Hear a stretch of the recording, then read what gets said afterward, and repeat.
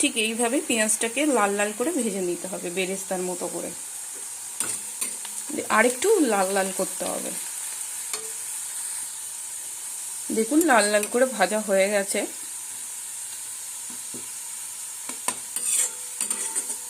এবার এর মধ্যে আমি ম্যারিনেট করা মাংসটা দিয়ে দেবো। এই যে আমাদের ম্যারিনেট করা মাংসটা, কি সুন্দর দেখুন কালারটা হয়েছে ম্যারিনেটের। এতে না আপনার হলুদ পড়বে, না গুঁড়ো লঙ্কা পড়বে, কিছুই পড়বে না।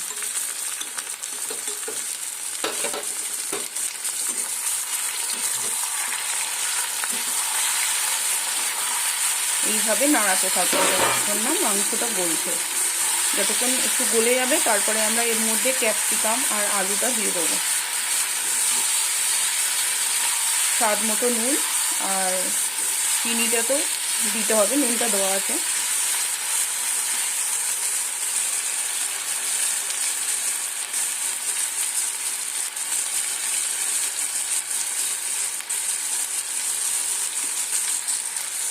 এইভাবে কষতে হবে যতক্ষণ না আদা রসুনের গন্ধটা যাচ্ছে, ততক্ষণ কষে তারপরে আমি এর মধ্যে সয়া সসটা দেব।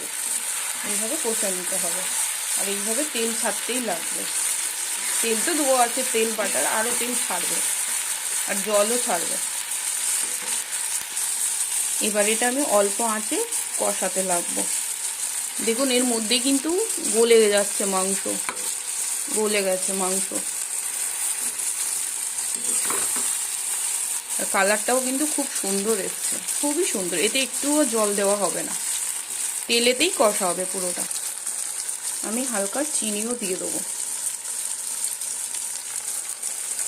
এবার আমি সয়া সসটা দেবো।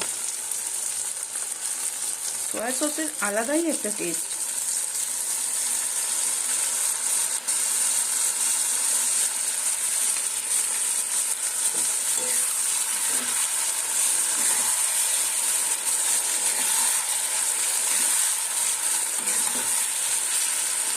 এর মধ্যেই দেখুন মাংসগুলো কিন্তু ছেড়েও যাচ্ছে, মানে আমার মাংসটা গলে গেছে, যেহেতু আমি ম্যারিনেট করে রেখেছিলাম।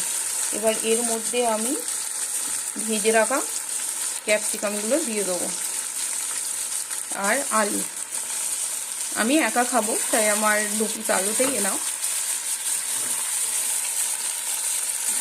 সরি, গুঁড়ো লঙ্কার গুঁড়োটা ওটা এর মধ্যে দেওয়া যাবে না, এটা জাস্ট লঙ্কা হলুদ ছাড়াই হবে। এই দেখুন কত ইয়াম্মি লাগছে দেখুন।